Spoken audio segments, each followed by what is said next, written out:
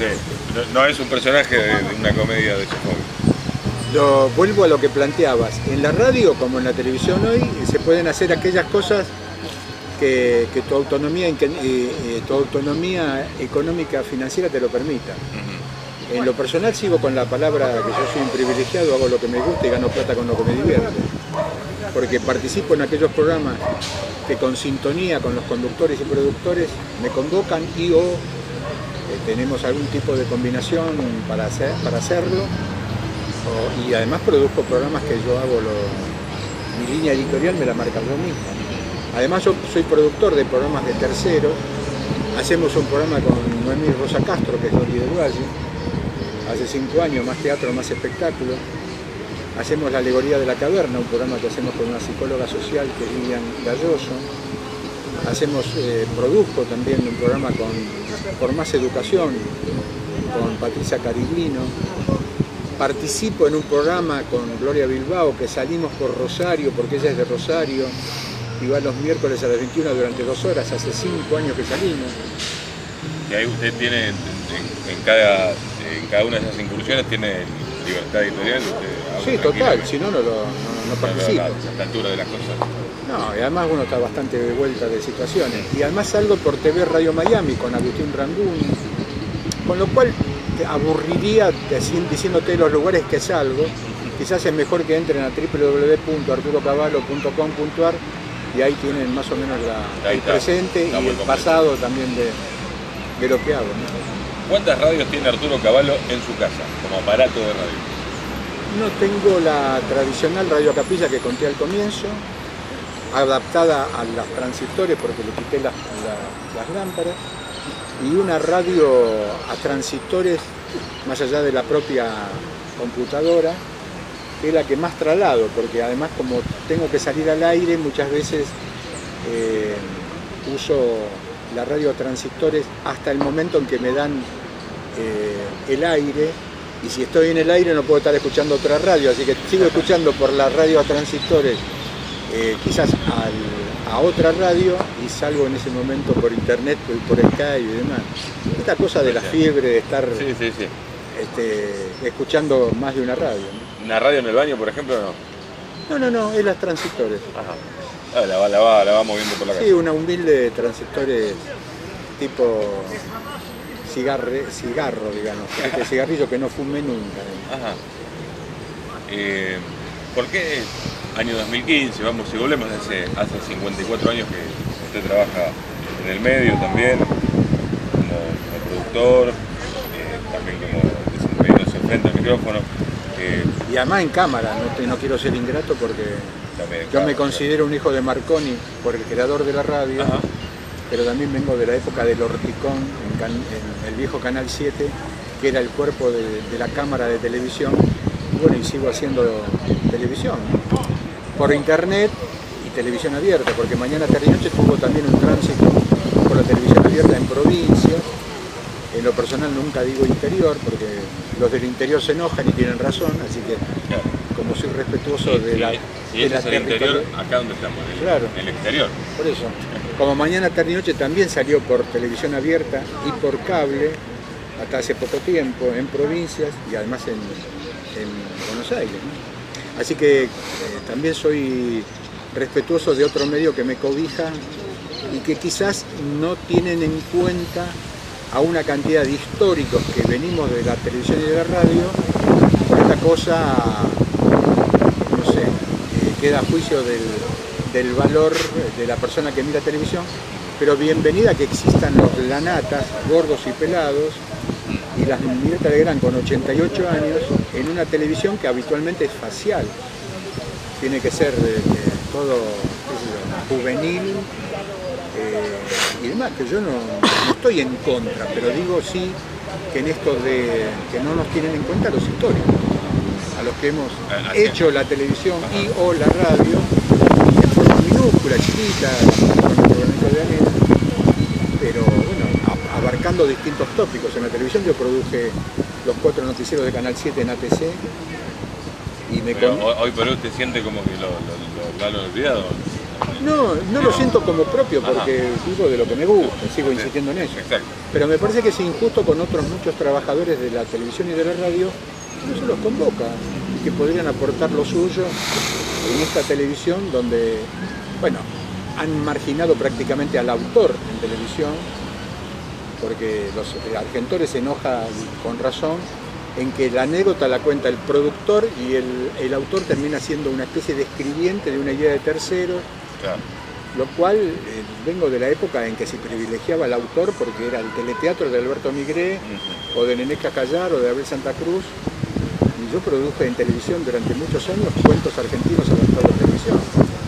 Gracias a Dios no lo volvieron a hacer, porque creo que fui el único que durante muchos años produje desde Jorge Luis Borges a Horacio Quiroga, pasando por otros autores y escritores, sobre todo en la década del 60, y que bueno, que hoy servirían como aporte a la educación, vean un elemento audiovisual como es la televisión, a los grandes autores que muchas veces se los ignora o ni se los lee. Y hablando de eso, justamente de escribir y de autores, en la radio, ¿cómo usa el guión Arturo Cavallo, que escribe obviamente para ser leído por otros? No existe el guión. No, jamás. Usted como productor de radio jamás usó... Existe una especie de continuidad. Si la palabra guión significa tenés que repetir textual lo que te escribió Juan Espichapuoco, nombre y apellido que acabo de inventar y no quiero enojar a alguien que se llame Espichapuoco, no tengo por qué leer lo que escribió Juan Espichapuoco, ni yo escribo para que lo lean textuales. Las cosas que yo produzco... Nunca como productor escribió algo para ser leído textual. No. Así no usa el guión en ese sentido. No. Sí soy respetuoso del autor de televisión y de radio y que aquellos que tienen que adaptarlo y yo producirlo, bueno, el actor sí se encarga de respetar la puesta en escena con la adaptación respectiva para leer ese cuento. Por ejemplo, yo produje La intrusa de Jorge Luis Borges en el 68, después produje El sur en el 76 y los protagonistas actores dijeron el texto de Jorge Luis Borges adaptado a televisión, en su momento por Agustín Cusani, y adaptado a televisión en el 76 por Aldo Brunelli Ventura. Ellos sí se adecuan y se adaptan al texto, pero no en la producción de los programas que hago, ni que hice.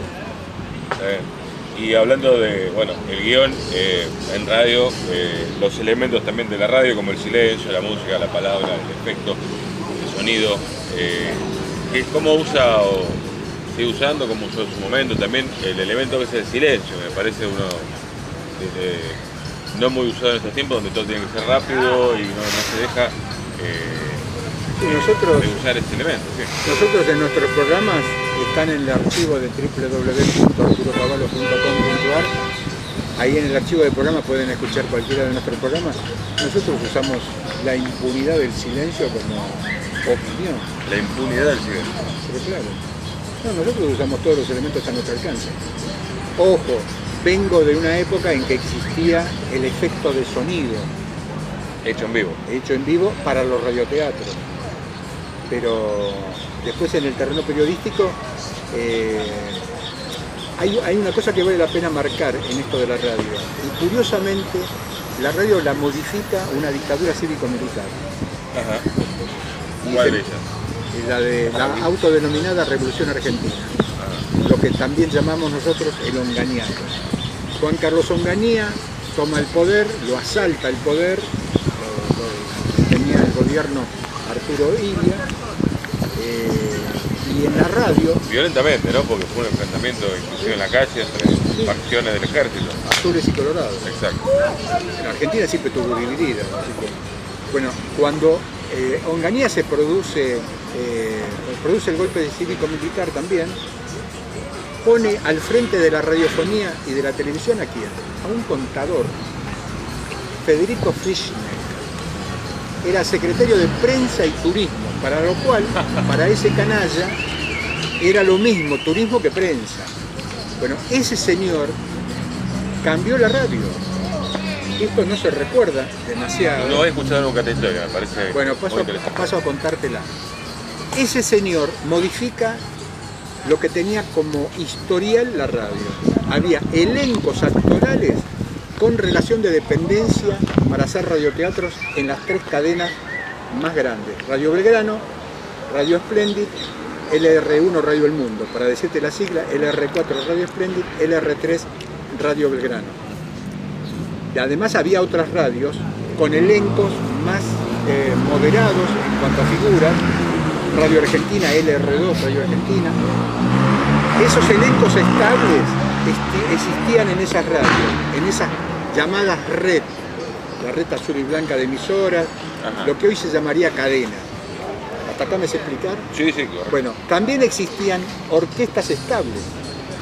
La orquesta estable de LR1 Radio El Mundo, de LR3 Radio Belgrano y de LR4 Radio Splendid. Cuando aparece Federico Frischner, desaparece todo eso. ¿Por qué? Porque aparece la irrupción de los programas hablados. Desaparece el guión, desaparece la supuesta cosa cartonada del locutor y conductor, que eran dos cosas distintas. Para que tengamos ideas, el locutor comercial de Odol Pregunta era Jorge Cacho Fontana, pero el conductor de Odol Pregunta era Augusto Bonardo. Pasan los años y Jorge Cacho Fontana pasa a ser conductor y conduce Odol Pregunta.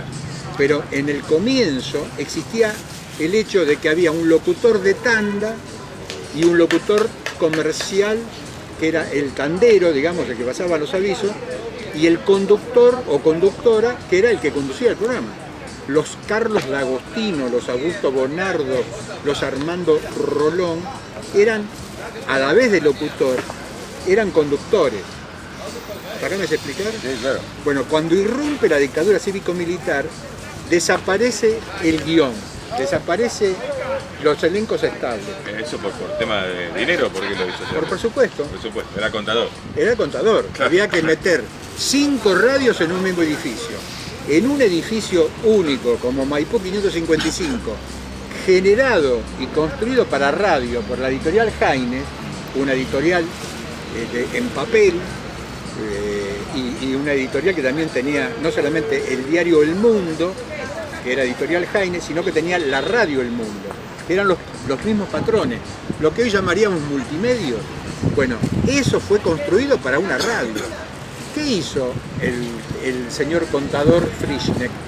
Mete 5 radios en un mismo edificio. En Maipú 555 van Radio El Mundo, LR9 Radio Antártida, lo que hoy es Radio América, donde vos estás, mete en ese mismo edificio a LS6 Radio del Pueblo, mete en ese mismo edificio a Radio Splendid, lo cual la saca de los lugares físicos donde estaban, porque los edificios después se terminan vendiendo. Entonces ahí se produce un incendio en un momento determinado, y Radio Antártida, que estaba en el piso de arriba, muere un periodista, Arena, porque no pudo bajar. Muere en el incendio gracias a Federico Frischner, que puso 5 radios en un mismo lugar donde antes había una única. En el edificio de Maipú 555 Radio Nacional murió una persona ahí incendiada. Claro. Por el encierro que se produjo en el incendio ese. Lo cual, a partir de Frischner, aparecen los programas hablados. Aparecemos con La Gallina Verde, aparece el show del minuto con Hugo Guerrero Martínez, que después compartimos programación en Radio Belgrano Estatal en la época de Diví. Persona repudiable, lo hablan bien o hablan mal, y repudiado, pero que a la vez él fomentaba el repudio. Porque a nosotros... grabado, básicamente. Sí, pero quiero contar esto. En 1984, Hugo Guerrero Martínez nos decía de todo a nosotros que estábamos en Radio Belgrano, en la misma gestión de Daniel Dirigi, como si fuesen 2 radios. Él arrancaba el programa a las 14 diciendo: yo estoy acá, pero no tengo avisadores, porque la manga de comunistas que están en esta radio, los avisadores no quieren anunciar. En esa etapa era tan libre todo que Hugo Guerrero Martínez nos criticaba a nosotros como responsables que no podía tener avisos, tratándonos de comunistas. Ojo, veníamos de la dictadura cívico-militar. En esa época veíamos a un cartero y nos asustaba. No es lo mismo ver a un militar en esta época. Bueno, quiero decir con esto que Hugo Guerrero Martínez, en esta cosa del soliloquio, la empezó a hacer, ¿en qué etapa? En la época de la dictadura de Onganiato, de Juan Carlos Onganía. Lo cual desaparecen los radioteatros. Insisto en esto porque marca una historia y me asombra que vos trabajás en los medios y no conozcas esto. No. Me alegra que te lo esté contando yo. Sí. ¿Por qué? Porque hay que tener en cuenta que ese hachazo cultural, porque también viene esto a cuento porque había generaciones que de un día para el otro no solamente se encontraron con que no podían salir con el pelo largo a la calle porque te lo cortaban en la calle Florida, o te quemaban los libros, sino que además, desde un punto de vista de la comunicación, la radio tenía un lenguaje distinto porque había desaparecido los que hasta el día anterior habían seguido un radioteatro, o escuchaban los bailables en las cadenas Radio El Mundo, Radio Belgrano y Radio Esplendid, tenían bailables los fines de semana. Había orquestas estables de jazz y de característica y de tango. La orquesta característica era la que te tocaba un tema de jazz o un tema folclórico, Feliciano Brunelli, por ejemplo, y estaba la orquesta de, no sé, de la orquesta de tango más importante de la época. La cantidad de gente contratada, empleados de la radio, que poblaron todo. Y además que con asistencia de participantes de público. Había auditorios, en Uruguay 1237 tenía su auditorio Radio Esplendid, en Maipú 555 Radio El Mundo, en Ayacucho y Posadas tenía Radio Belgrano, donde las personas se vestían como para ir al teatro o para ir al cine. Para hacer un paralelo con el presente, era inimaginable que en esa época las personas hubiesen ido en short o en ojotas a ver los bailables de Radio Belgrano. Iban a ver la radio. Iban a ver la radio y se vestían como estaban los que trabajaban, vestidos de saco, corbata y de smoking. Y las locutoras y conductoras de largo, aunque eran a la tarde los bailables. Todo eso desapareció de un día para el otro. Y ahí desaparece el guión, desaparece el libreto, desaparece el elenco estable, actoral, el radioteatro, desaparece la orquesta estable, que todo eso es mano de obra que queda en la calle. Y todo eso se reduce a que un solo tipo después conducía las 4 horas que en ese horario, caso Guerrero Martínez, había 3 radioteatros distintos o cosas por el estilo. Desaparecen las transmisiones desde los teatros. No solamente desaparece el radioteatro producido para los radios, sino que desaparecen las transmisiones desde los teatros, que también era una ventana a la vida para los que vivíamos en Mataderos. Si yo tenía, qué sé yo, 6 años o 7 años y escuchaba teatro por radio de noche, porque mis padres me lo permitían y porque yo iba en turno tarde a la escuela primaria. Pero escuchaba lo que se transmitía por teatro. Hace 50 años un contador modificó la radio para lo que es hoy, ¿no? Exacto. Si no hubiera pasado eso, vaya uno a saber cómo se hubiera devenido la cosa, ¿no? Si hoy seguiría viendo elencos en las radios. Claro, eso sería sofisma. Exacto. El sofisma es una base falsa en filosofía, así que eso no lo sabemos. Lo que sí sabemos es que Federico Frischneck, secretario de Prensa y Turismo, cambió la radio en la Argentina y con el respaldo de Juan Carlos Onganía. En el año 2015... Me alegra que te hayas enterado. No, me parece muy interesante la historia y bueno, nos vamos también con una historia bastante apasionante para seguir buscándola también y ver sus consecuencias. Me hacía acordar a lo que pasó también de rebote un poco en el 82 con el rock nacional, que por una prohibición de no sonar el rock de afuera, por la guerra, se empezaron a pasar artistas que no se pasaban tanto acá y fue un poco la explosión en ese momento también. Muchos de esos artistas eran opositores a la dictadura cívico-militar y después pasaron a tener cierta simpatía porque esos artistas tenían acceso a los medios que hasta ahí no tenían.